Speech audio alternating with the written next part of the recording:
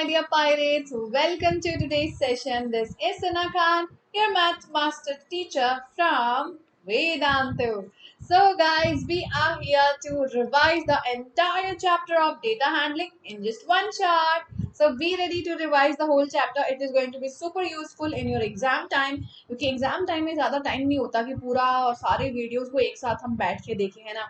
तो एक ही वीडियो में अगर पूरा चैप्टर मिल जाए तो क्या बात है कि नहीं बच्चों। तो let's revise data handling chapter with in one session itself. Okay, तो जल्दी से लाइक बटन को हिट कर दें, ठीक है। और अगर आप इस चैनल पे बिल्कुल एब्सोल्युटली न्यू हैं तो फटाफट से चैनल को सब्सक्राइब कर दें, क्योंकि सब्सक्राइब नहीं करोगे तो आने वाले अमेजिंग अमेजिंग वीडियोस को मिस कर जाओगे, ठीक है। तो quickly hit the like button and hit the subscribe button. Okay, now आज से बच्चों एक हम नई शुरुआत कर रहे हैं। नई शुरुआत कर रहे हैं हम क्वेश्चन ऑफ द डे की, but it won't be like homework में हम जो टॉपिक की पढ़ाई करते थे उसी टॉपिक का हम होमवर्क क्वेश्चन करते थे, राइट। बट अब से हम कुछ नया करने वाले हैं, क्योंकि ऐसे तो हम हर रोज एनसीईआरटी की पढ़ाई करते हैं, फिर एनसीईआरटी का क्वेश्चन करने का क्या ही फायदा है। कुछ नया सीखें, कुछ अच्छा सीखें जो हमें हमारे काम आए, तब तो असली फायदा होगा, right. So I am going to start aptitude learning once again, और हर रोज मैं आपको एप्टीट्यूड के क्वेश्चंस दिया करूंगी। आप उसका आंसर कमेंट करके बताएंगे मुझे सेशन खत्म होने के बाद, ठीक है, in the comment section. And एवं कोई भी एप्टीट्यूड नहीं आएगा, हर मंथ एक नया टॉपिक चूज किया जाएगा और फिर उस टॉपिक से रिलेटेड क्वेश्चंस पूछे जाएंगे आपको उस मंथ में, ठीक है। तो इस मंथ में, दैट इज जून के मंथ में, मैंने टॉपिक्स डिसाइड किया है blood relation and direction sense test. Very amazing topics जो बहुत मजा आता है सॉल्व करने में, और ऐसे टॉपिक्स जो आपके मैथमेटिक्स में कई सारे चैप्टर्स में काम आते हैं, right. So blood relations and direction sense test we are going to learn in the month of June. जुलाई के महीने में नया टॉपिक आ जाएगा, ठीक है। So question of the day मैं आपको सेशन के बीच में बताऊंगी, कभी भी मे बी सेशन के एंड में बताऊं। So just wait, question will come and keep watching the video to know about the question, and do comment and tell the answers in the comment section, ठीक है। comment section में answer देना, okay।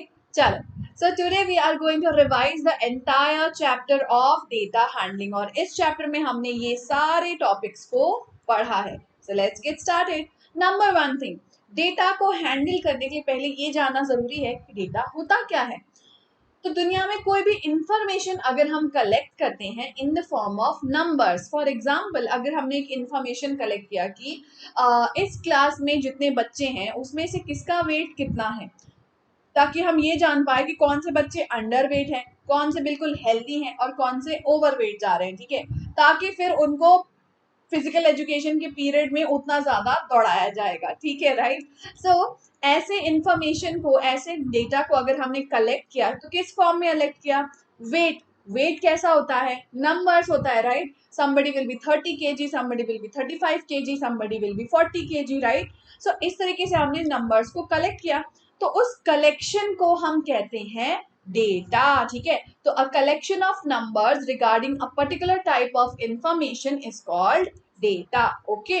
each numerical fact which we have collected is called observation क्या हुआ, 35 kg, 30 kg, 40 kg, ये सब क्या है, ऑब्जर्वेशन है, ठीक है ना।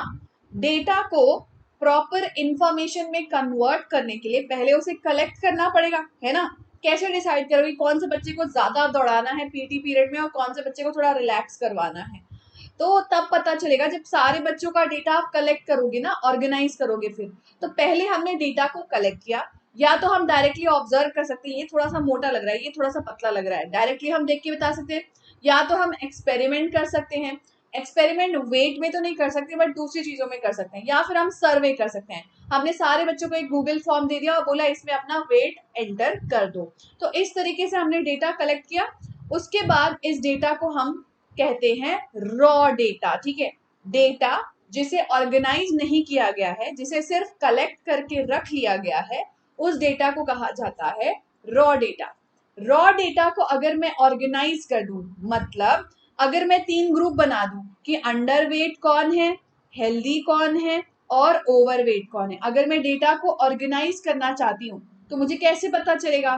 तो एक अच्छा तरीका है कि सारे बच्चों के वेट को मैं असेंडिंग ऑर्डर में लिख दूं, और जब मैंने असेंडिंग ऑर्डर में लिख दिया सारे बच्चों का डेटा, तो फिर मैं आसानी से देख सकती हूँ कि 40 kg से below underweight, 42 let's say 45 they are healthy, 45 से ऊपर वाले overweight. I am just giving you an example, ठीक है। तो इस तरीके से मैंने क्या किया, डेटा को अलग अलग ग्रुप में डाल दिया। इसका मैंने क्या किया, ऑर्गेनाइज किया डेटा को। So this is nothing but organisation of data to make our work easier.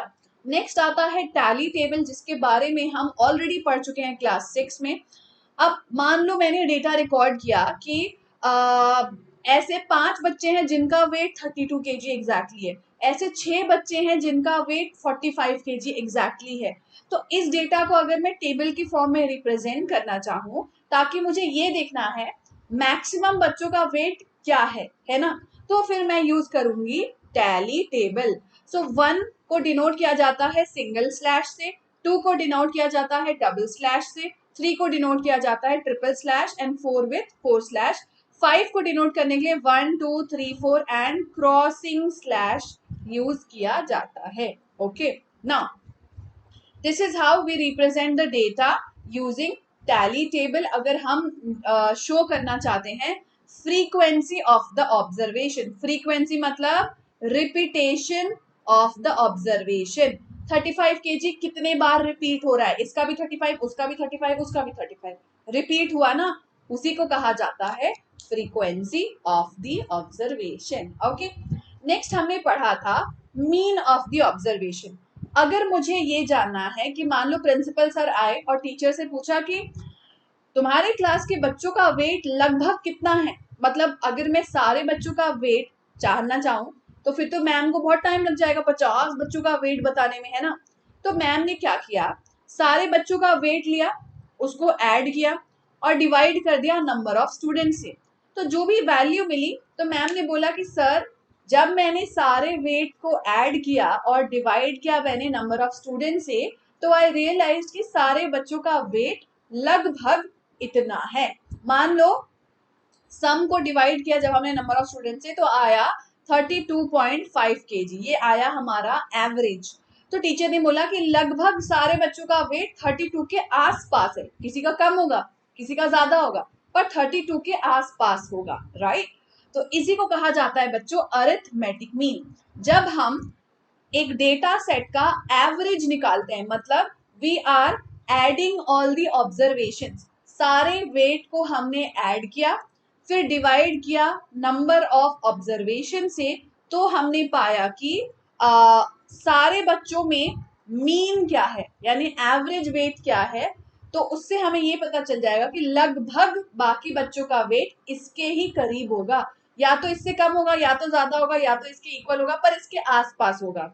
इससे हमें एक चीज और पता चलती है कि अगर हमारा एवरेज 32.5 आया है, that means there is very very low chance कि किसी बच्चे का वेट 70 kg तक जाएगा, बिकॉज 32 और 70 बहुत दूर है। मैक्सिमम बच्चों का वेट 32 के आसपास है। आया समझ में arithmetic mean. Similarly range of data, range of data calculate किया जाता है highest value minus lowest value करके। सपोज हमारे पास ये डेटा सेट है, इसको मैंने असेंडिंग ऑर्डर में अरेंज कर दिया, 1 जो है वो सबसे छोटी वैल्यू है, 9 जो है वो सबसे बड़ी वैल्यू है, तो हाईएस्ट माइनस लोवेस्ट क्या आ गया 8, so 8 is called as the range of data. Next is mode of the data. अब अगर प्रिंसिपल सर जानना चाहते हैं कि सबसे ज्यादा कौन सा वेट एकदम मतलब प्रेवलेंट है बच्चों में, कि सारे बच्चों का जो वेट हमने निकाला है, तो ऐसा कौन सा वेट है जो बार बार सबसे ज्यादा बार रिपीट हो रहा है, तो उसके लिए हम यूज करते हैं मोड ऑफ द डेटा। ठीक है, फॉर एग्जाम्पल ये हमारे पास डेटा सेट है 5 13 9 7 1 9 2 9 11, ठीक है।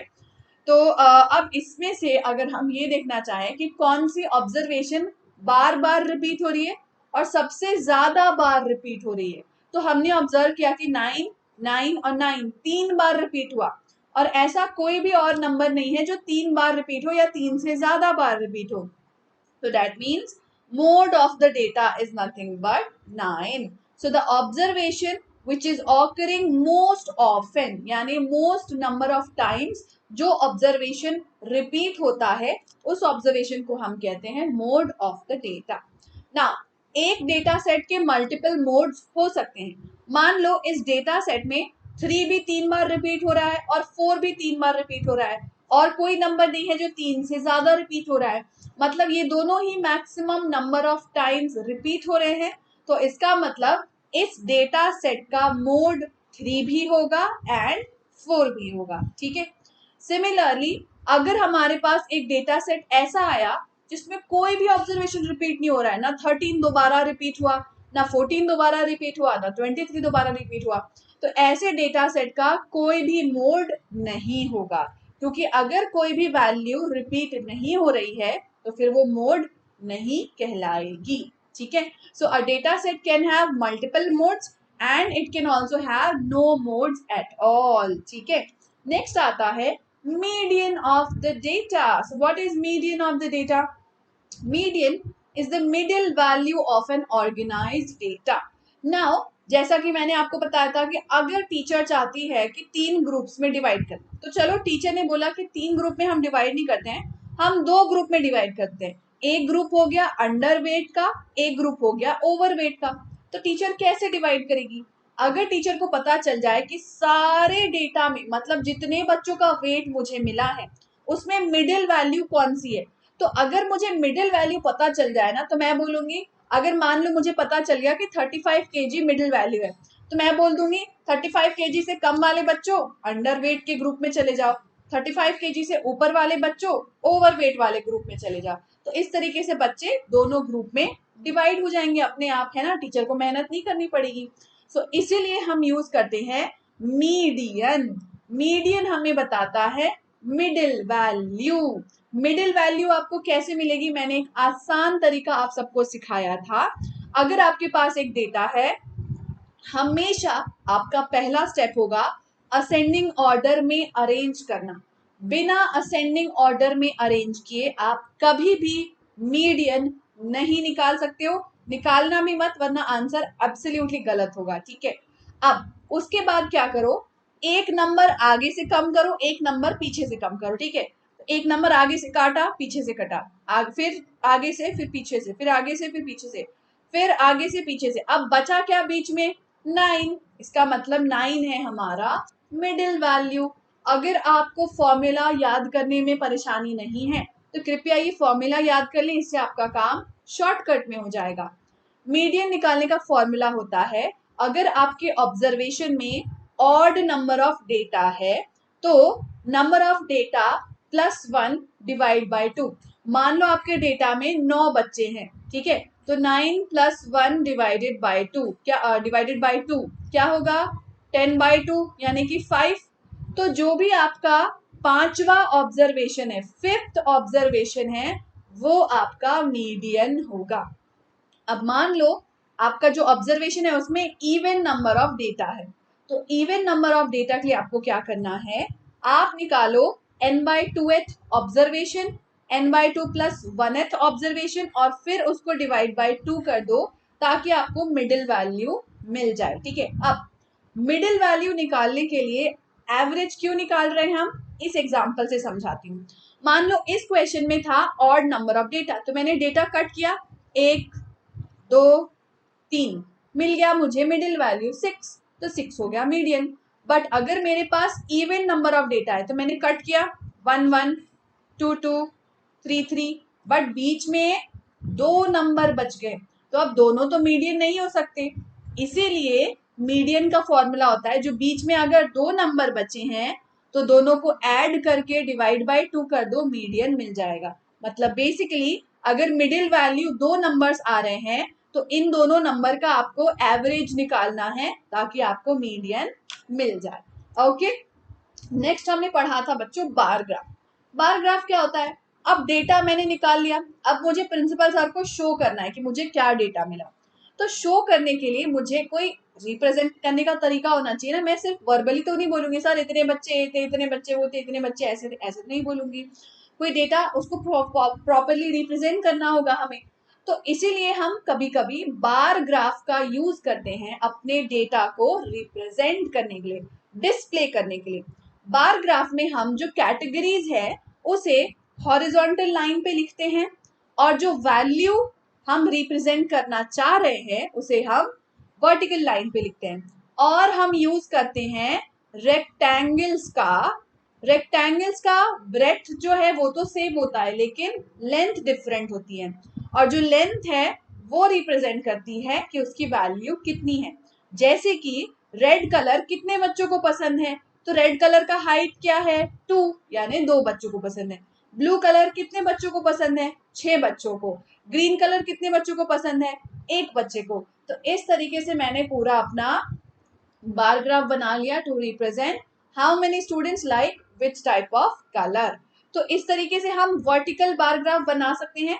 सिमिलरली अगर आप चाहें तो हॉरिजॉन्टल बार ग्राफ भी बना सकते हैं। अगर आपने कैटेगरी को वाई एक्सिस पे लिख दिया और वैल्यू को एक्स एक्सिस पे लिख दिया, यानी हॉरिजॉन्टल एक्सिस पे लिख दिया, तो बन जाएगा हॉरिजॉन्टल ग्राफ। ठीक है। अब ग्राफ बनाते वक्त एक चीज जिसका आप सबको ध्यान रखना है वो है scale of the bar graph. Scale हमें बताता है कि हम जो वर्टिकल एक्सिस है उसमें एक डिवीजन में कितनी वैल्यू शो कर रहे हैं। अगर आप ध्यान से देखेंगे तो यहाँ मैंने लिखा है 0, 5, 10, 15, 20, 25, है ना। यानी हर नंबर के बीच में 5 5 का गैप है। उस गैप को हम रिप्रेजेंट कर रहे हैं वाई एक्सिस पे। सो दैट इज वाई मैंने यहाँ पे लिख दिया कि 1 unit length is equal to 5 girls. मैं चाहती तो यहाँ पे लिख सकती थी 0, 10, 20, 30, 40। मैं चाहूँ तो मैं लिख सकती हूँ 0, 1, 2, 3, 4, 5। बट अगर आप भी सोचो 45 तक जाना है तो कितना लंबा लाइन बनाना पड़ता है अगर हम 1, 2, 3, 4, 5 करके जा रहे हैं। इसलिए छोटी लाइन बनाने के लिए हमने क्या किया 5, 10, 15, 20, 25 इस टाइप का हमने स्केल बना दिया, और उसके अकॉर्डिंग हम फिर बार ग्राफ ड्रॉ करते हैं। ठीक है। जैसे हमारा सिंगल बार ग्राफ होता है वैसा ही हमारा डबल बार ग्राफ भी होता है। डबल बार ग्राफ में बेसिकली हम सिमिलर टाइप ऑफ डेटा को रिप्रेजेंट कर सकते हैं based on same categories, and we can show at the same time different values. For example हमें शो करना है कि 2015 में कितनी मैथ की बुक्स सेल हुई और कितनी साइंस की बुक्स बेची गई हैं। ठीक है। तो अलग अलग बार ग्राफ बनाने की बजाय हम एक साथ भी बना सकते हैं। हमने ड्रॉ शो कर दिया कि येलो बॉक्स यानी कि मैथ, ग्रीन बॉक्स यानी कि साइंस। तो येलो बॉक्स से मैंने मैथ बनाया, ग्रीन बॉक्स से science, math science, math science. तो इस तरीके से मुझे 2 अलग अलग ग्राफ बनाने के बजाय मैंने सिंगल ग्राफ में अपने डेटा को रिप्रेजेंट कर दिया। नेक्स्ट हमने इस चैप्टर में पढ़ा था about chance and probability. Chance क्या होता है? जब भी हम कहते हैं कि हो सकता है कल बारिश हो जाए, हो सकता है कि इस बार का आईपीएल आरसीबी जीत जाए, हो सकता है कि आरसीबी कभी भी आईपीएल ना जीते, है ना। तो जब भी हम ऐसी बातें कहते हैं तो बेसिकली हम बताते हैं कि चांस है या नहीं है। डाइस फेंकने पे अगर छक्का आएगा कि नहीं आएगा, क्या चांस है, तो उसी को बोला जाता है chance in English and in mathematics. And possibility of something happening is nothing but chance. For example अगर हमने एक डाइस रोल किया है तो 6 आएगा कि नहीं आएगा, इसकी पॉसिबिलिटी क्या है वो हमें बताता है चांस। चांस से ही हम डिराइव करते हैं प्रोबेबिलिटी। तो किसी चीज के होने के कितने चांसेस हैं अगर हम मैथ में रिप्रेजेंट करें तो उसे हम कहते हैं प्रोबेबिलिटी। यानी अगर हम नंबर्स के फॉर्म में रिप्रेजेंट करें अनसर्टेनिटी ऑफ एन इवेंट तो उसे कहा जाता है प्रोबेबिलिटी। जीरो प्रोबेबिलिटी का मतलब कि उस चीज के होने के चांसेस बिल्कुल भी नहीं है। ठीक है। हो ही नहीं सकता। मतलब 15 अगस्त को क्या हम रिपब्लिक डे बना सकते हैं? नहीं। हम 26 जनवरी को ही बना सकते हैं रिपब्लिक डे, तो हो ही नहीं सकता। और 15 अगस्त को क्या हम इंडिपेंडेंस डे बना सकते हैं? यस। 100% चांस है कि 15 अगस्त को ही इंडिपेंडेंस डे होगा, तो उसके प्रोबेबिलिटी होगी 1। तो प्रोबेबिलिटी हमेशा 0 से 1 के बीच में आती है, क्योंकि 0 से कम यानी नेगेटिव प्रोबेबिलिटी कभी नहीं हो सकती, और 100% से ज्यादा चांस हो ही नहीं सकता किसी भी चीज के। हम बोलते तो है कि अरे 200% मेरा अच्छा रैंक आएगा, बट 200% कुछ नहीं होता है। Basically 100% is the maximum percentage that we use to tell about happening of something, right. Now probability का होता है एक सिंपल सा formula, number of favourable outcomes यानी उस इवेंट के होने के कितने चांसेस हैं, डिवाइडेड बाय टोटल आउटकम्स कि उस इवेंट में टोटल और कितने इवेंट हो सकते हैं। फॉर एग्जाम्पल जब मैंने कॉइन को टॉस किया तो क्या क्या हो सकता है, या तो हेड आएगा या टेल आएगा, यानी दो चीजें हो सकती हैं। अब अगर मैं पूछूं कि हेड आने के चांसेस कितने हैं, तो हेड तो एक ही बार आ सकता है, तो इसीलिए हेड आने के चांसेस हुए 1/2। सिमिलरली एक डेक ऑफ कार्ड में अगर मैं पूछूं कि ए ऑफ हार्ट कब आएगा, तो ए ऑफ हार्ट तो एक ही होता है, यानी 52 कार्ड्स में सिर्फ एक ही कार्ड है जो ए ऑफ हार्ट होता है, तो इसके आने की प्रोबेबिलिटी हो गई 1/52, right. So that's all about this chapter of data handling. इस चैप्टर में हमने इतने ही टॉपिक्स पढ़े थे, and now this is the question of the day for you all. इस क्वेश्चन को कृपया सॉल्व करें और मुझे कमेंट करके बताएं कि इसका आंसर क्या होगा। अगली क्लास में मैं आपको इसका सोल्यूशन जरूर बताऊंगी। Okay, guys. So thank you so much for attending today's class. I hope that you guys have enjoyed today's session. And अगर आप ऐसे ही मेरे साथ अपने मैथ को सुपर स्ट्रॉन्ग बनाना चाहते हो और बिल्कुल मचा देना चाहते हो, ना सिर्फ मैथ बल्कि साइंस में भी, इंग्लिश में भी और एसएसटी में भी, तो एनरोल कर लो वेदांतु का प्रो सब्सक्रिप्शन, जहां आपको मिलेंगी बच्चों अनलिमिटेड लाइव क्लासेस, बड़े ही मजेदार फन धमाकेदार लाइव क्विजेस के साथ, वर्ल्ड के स्टूडेंट्स के साथ कॉम्पीट करने के लिए एक सिंगल प्लेटफॉर्म आपको दिया जाएगा, इंटरैक्टिव रिकॉर्डेड सेशंस भी मिलेंगे आपको हर लाइव क्लासेस की, प्रीमियम डाउनलोडेबल नोट्स भी मिलेंगे, आपके सारे के सारे डाउट्स भी सॉल्व किए जाएंगे एवरी सेशन, बिकॉज वहां पे होंगे क्लास टीचर जो आपके सारे डाउट्स मजे से क्लियर करेंगे। ओके गाइस, सो इस तरीके से आप free unlimited micro courses and crash courses के साथ हमारा कोर्स प्रो सब्सक्रिप्शन का एनरोल कर सकते हैं, and you can have lots of fun with me. और अगर मेरे साथ आप पढ़ना चाहते हैं तो जल्दी से एनरोल कर लो, क्योंकि मेरी बैच स्टार्ट हो चुकी है। एनरोल करने के लिए लिंक आपको ये जो वीडियो आप देख रहे हैं उसी के डिस्क्रिप्शन में एंड कमेंट सेक्शन पे दिया है। Use this coupon code SKPRO, मेरा नाम क्या है, सना खान, तो SKPRO to get 10% discount. Okay guys, so do enroll करके देखो, आपको बहुत फायदा होगा, क्योंकि वेदांतु आपको रिटन में प्रॉमिस दे रहा है, VIP प्रॉमिस, दैट आपने अगर एक साल हमें दे दिया तो ये हमारी जिम्मेदारी है कि आपके स्कूल एग्जाम में, आपके बोर्ड एग्जाम में और आपके बेंचमार्क टेस्ट में हम आपका स्कोर 100% इंप्रूव करा के रहेंगे।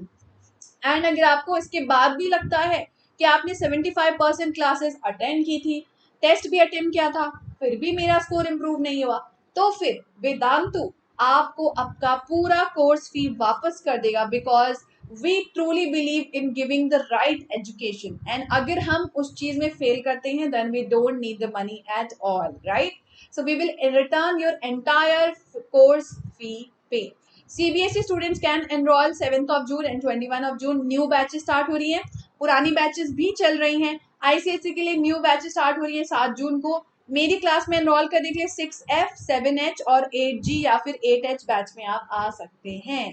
प्रो प्रीमियम बच्चों के लिए बैचेस जो हैं वो सिर्फ 15 बच्चों वाली बैच होगी, तो अगर आप पर्सनलाइज्ड अटेंशन चाहते हो ताकि टीचर आपको ध्यान देकर अच्छे से पढ़ा पाए पूरी क्लास में, तो फिर आप इस बैच को एनरोल कर सकते हो। एंड वेबसाइट पे आपको सारी डिटेल्स मिल जाएंगी। वेबसाइट पे कैसे जाना है, वीडियो के कमेंट सेक्शन में आपको दिया हुआ है प्रो सब्सक्रिप्शन का लिंक, वेबसाइट का लिंक, उस वेबसाइट पे जाओ, कूपन कोड अप्लाई करो एंड एनरोल कर लो। ओके, क्लास 7th की अगली सेशन होने वाली है next Tuesday, most probably data handling of doubt plus menti, and कल होगा playing with numbers lecture number 4 at 3 p.m. for class 6. Okay, thank you so much, my buddies. Take care. Have a nice day. Bye bye. Don't forget to like, share, and subscribe. Bye bye.